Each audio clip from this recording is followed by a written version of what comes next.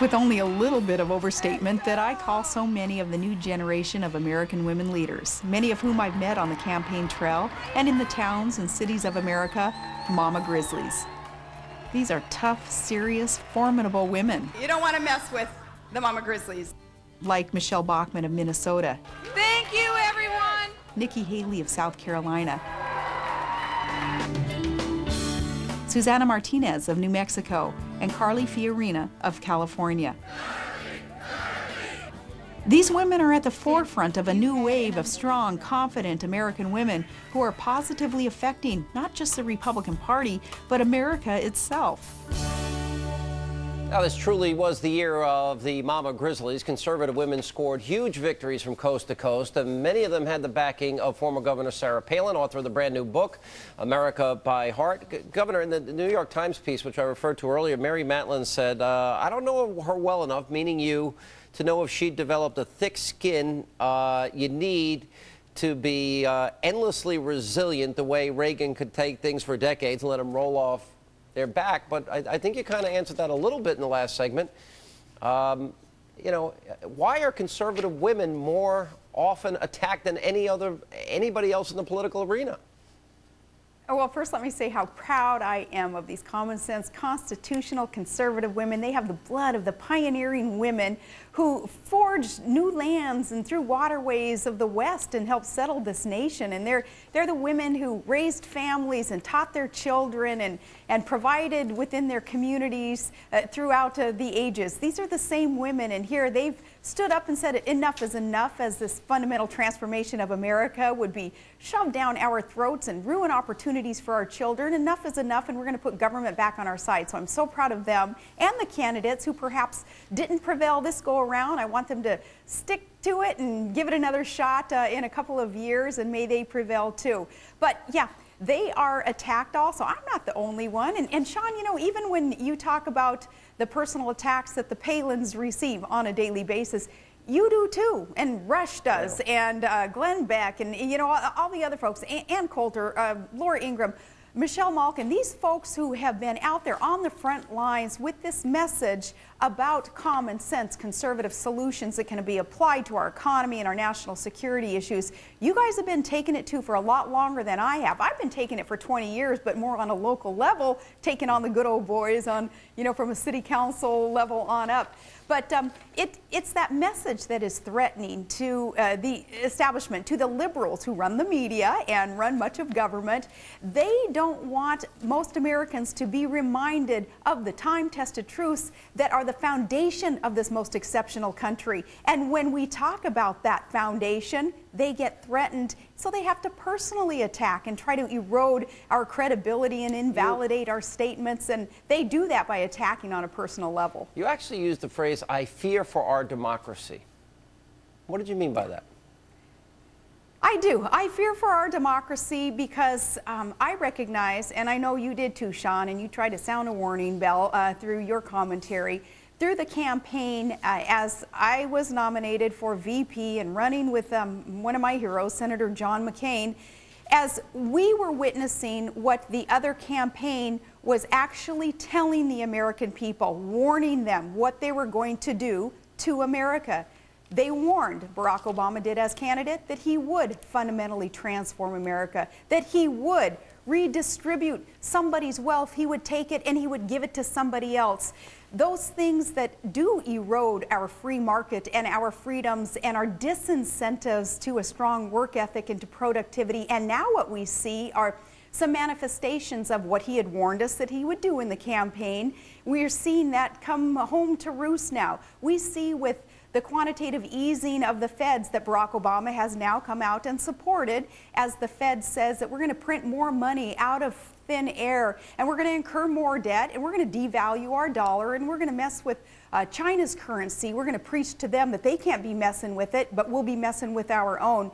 All these things that are taking place right now, especially the incurrence of this huge debt, Sean, what it is doing is eroding our opportunities, which ultimately erodes our democracy and our freedoms. And we cannot succeed this way. There is no way with the quantitative easing, with this new $600 billion infusion of fake money into our system. That's not how we get our economy back on the right track. We became the foremost superpower by incentivizing producers and job creators and work ethic, not by punishing work ethic, but that's exactly what Barack Obama and those in the White House and leftists in Congress are doing to our economy and to our job creators. They're disincentivizing work ethic. Coming up, she's already said a run for the presidency is seriously on her mind, but as Governor Palin thought about how she would handle paramount issues like securing the homeland, we'll ask her coming up next. I certainly wouldn't be coddling our enemies and poking in the eye those allies whom we need to remain a superpower. And I certainly, though, would never be questioning the desirability of being the foremost superpower in the world, as Barack Obama has done.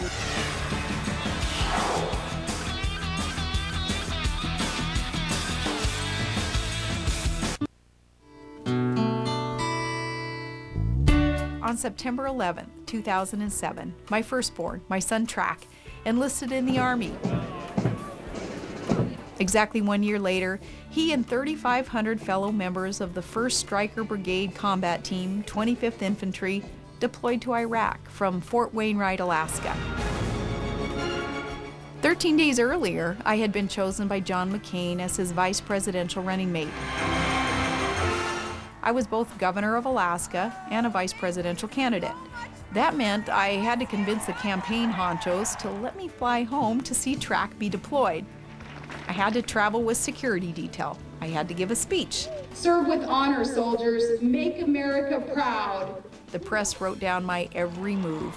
Still, on that day, all the pomp and circumstance didn't matter. That day, I was just one of thousands of proud but wary American women. I was the mom of a young soldier being sent overseas to defend our country. We're gonna miss you. We can't help it. We're gonna miss you. And that was no doubt an emotional day for Governor Sarah Palin and her family, and she continues to join us tonight in this special edition of Hannity. Governor, you took issue with John Kerry in the words that, people who failed to get an education and therefore stuck in Iraq.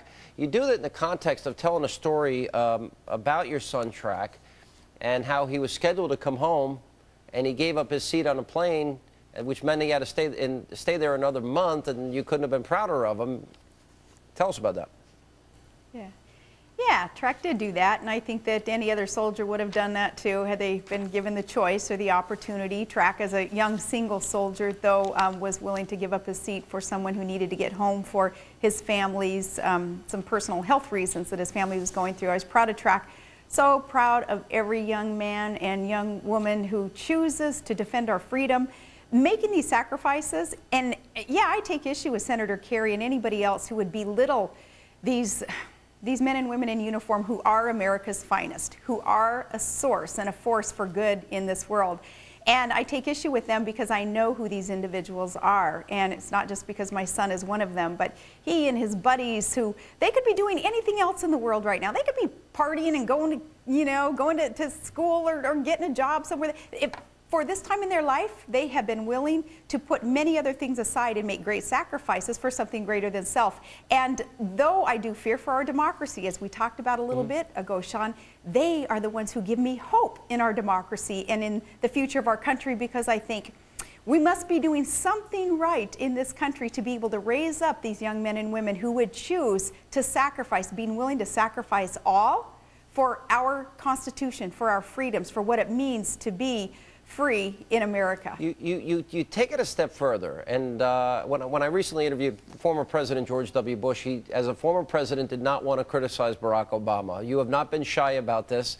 As we were talking about economic issues in the last segment, you said, I think ordinary Americans are tired of Obama's global apology tour and hearing about what a weak country America is from left-wing professors and journalists.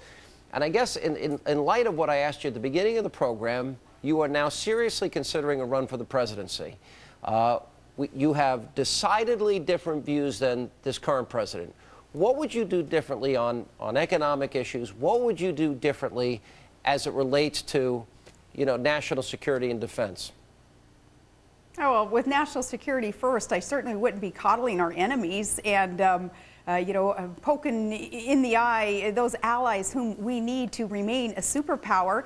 And I certainly, though, would never be questioning the desirability of being the foremost superpower in the world, as Barack Obama has done. When he made this statement some months ago, Sean, it just blew me away, and I kind of looked around proverbially and asked myself, come on, Americans, do you understand his view of America when he has to ask us whether we like it or not, that we're still a superpower?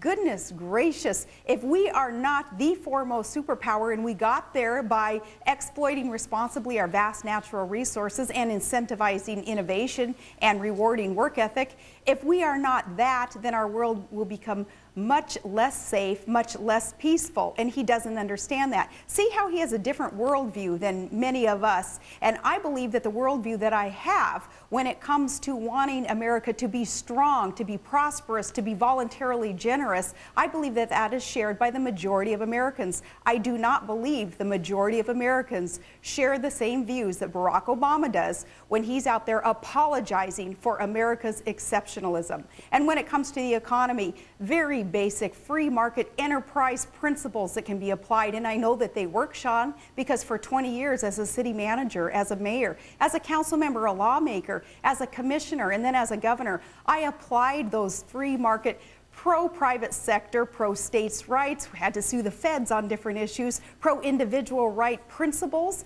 putting them into play. I know what works. Also, because I've worked in the private sector, I understand how to make a payroll, how to balance a budget, those things that someone like Barack Obama and many in his administration have no clue about because they just don't have that world experience. What do you think, if you had to grade this president up to this point, I think the electorate spoke loud and clear in these midterm elections, you had to grade Barack Obama on those two issues, national security and the economy, what grade would you give him? Well, he's got that letter grade right by his name. You know, every time you see President Obama with a D right there, Democrat D, he's got a D. And on both sides. In some respects, on both sides. In some respects, there is failure on many of the policies that he is supporting today. Again, I'm going to go back to this printing money out of thin air right now, this quantitative easing, this monetizing of our debt and incurring more debt, and then not allowing tax cuts to take place for our job creators. This is not how you get the economy roaring back to life, by messing and manipulating with our currency, devaluing the dollar, which will result in inflation. All you have to do is look at other countries who have done the same doggone thing and it didn't work there either. You have to look at those things that have been failures in other countries, and you see that Barack Obama is following those European style of economic principles anyway, and you wonder, why is he doing that? He is going to get an F when it comes to our economy. Just ahead, Governor Palin on how she handles the onslaught of attacks from the left and what her combat strategy is. Even if we go down, we're going to go down swinging, because we're going to go down fighting for what is right.